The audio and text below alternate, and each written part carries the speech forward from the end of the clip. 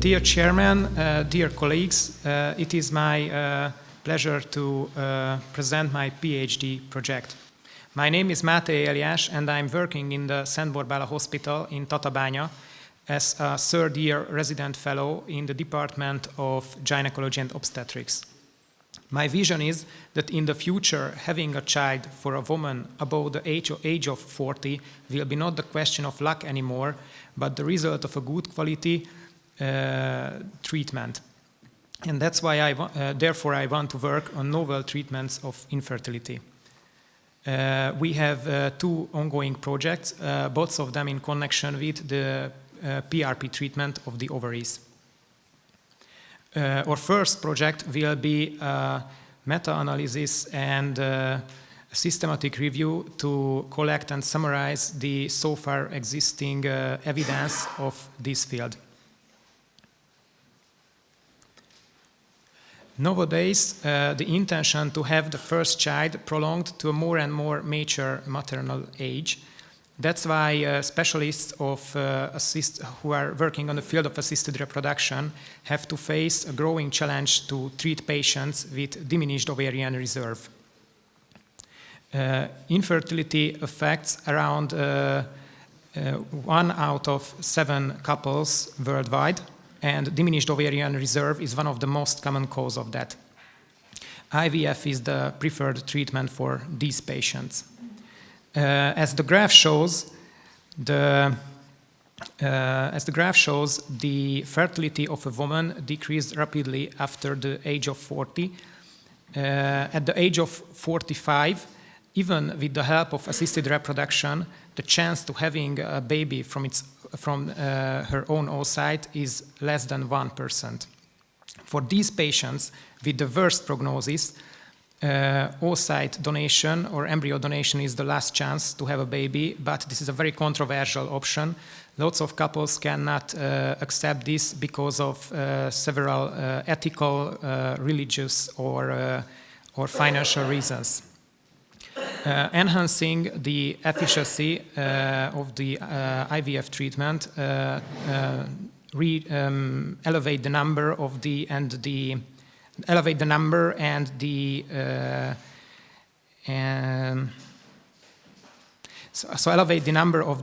own oocytes and embryos can be a good alternative for that treatment.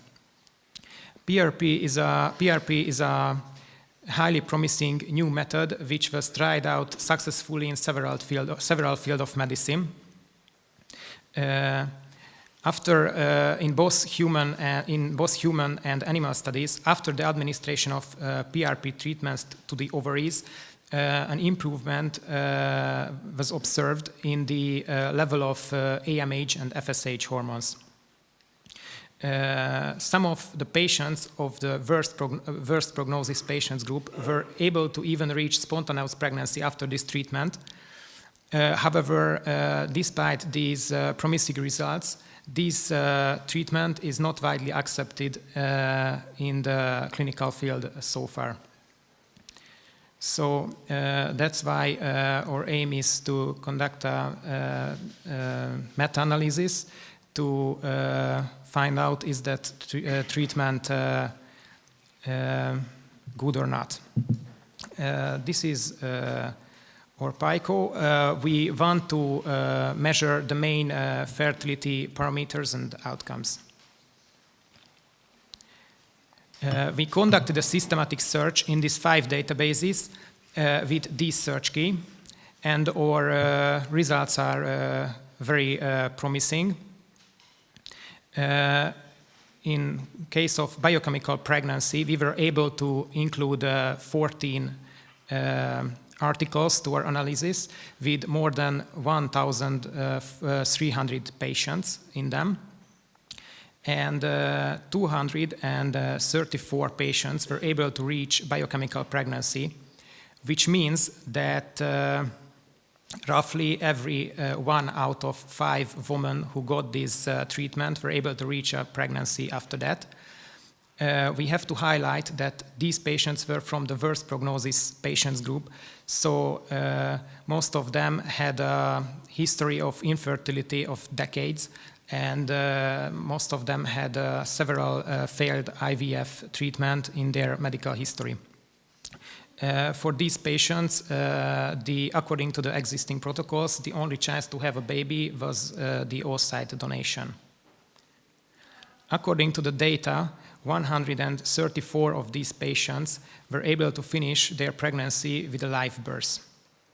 We have to add to this 10% data that most of the articles were published before the pregnancies would be finished. So the authors published data about lots of ongoing pregnancies. So these 10% data would be maybe higher in this case.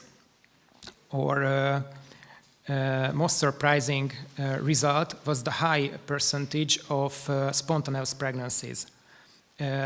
77 women, which means 6%, was able to reach spontaneous pregnancy after the PRP treatment without any additional hormonal therapy, which is a very high number if we consider the very bad prognosis of this patient group.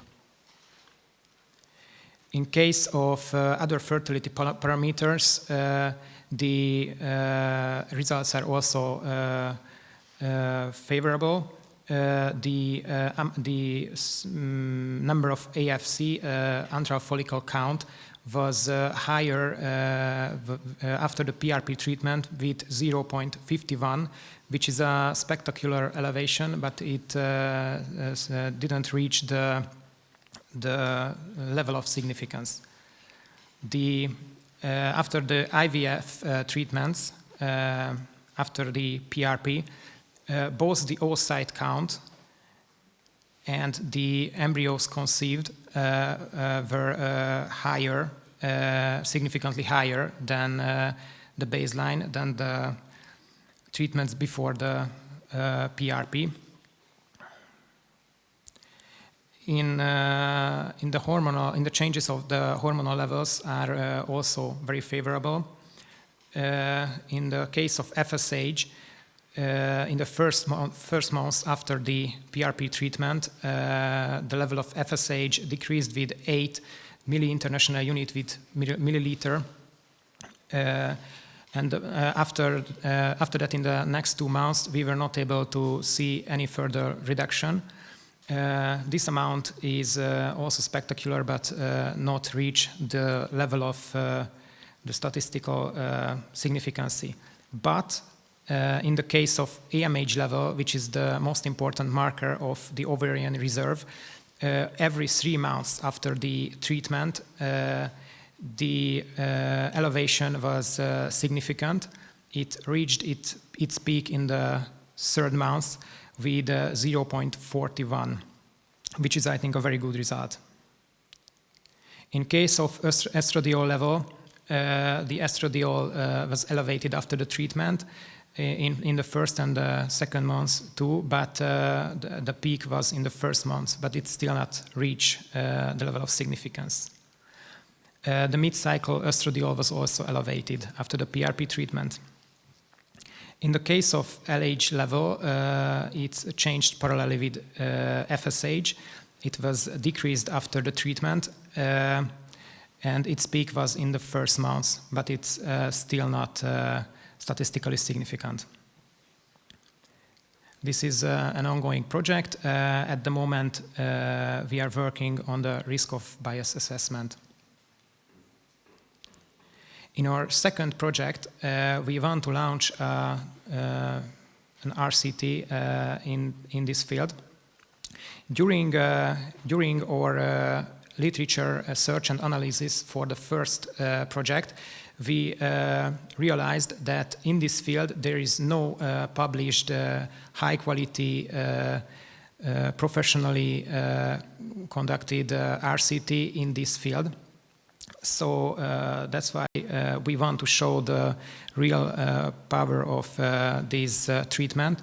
We want to make an RCT with bigger patient number. Our PICO will be very, very similar like at the previous one, and we also want to check the ideal time frame between the PRP treatment and the IVF. Here is our protocol.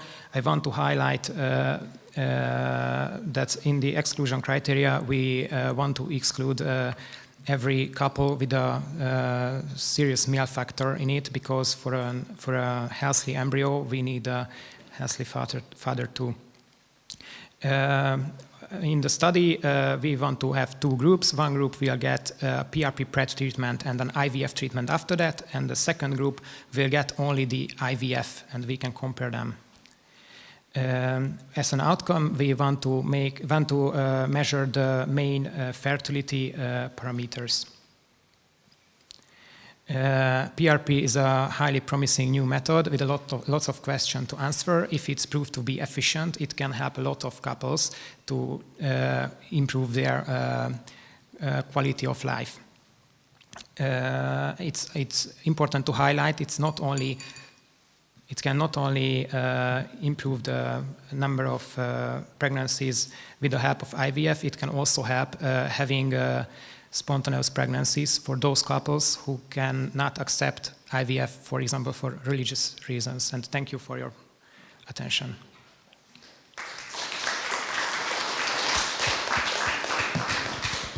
Congratulations to your presentations. My question would be regarding your first project, your first and second outcome. Could you identify any difference between quasi the most successful study and the less successful study? I think the biggest difference was that the less successful study didn't wait enough with the IVF treatment after the PRP. So they give the PRP, and I don't know, 20 days after that, they did the IVF. So I think the time was not enough for the follicles to grow. And the other big difference was the amount of given PRP. This less successful study, they give only 0.5 milliliter of PRP to the ovaries, and the successful ones give, I don't know, 4 or 5 milliliters. It's a big difference in this.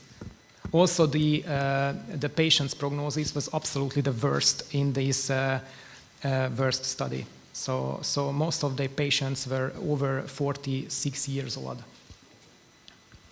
which is a very, very high number in this case. Are there any possibilities for PRP treatment?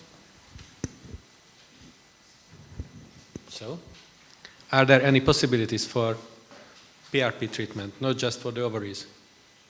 Yes, in the field of gynecology, they also use it inside the uterus to enhance the growing of the endometria during an IVF treatment. If the patient had a chronically thin endometria, and it can be lots of times the reason of the failure of the IVF, this can improve the effectivity of the treatment.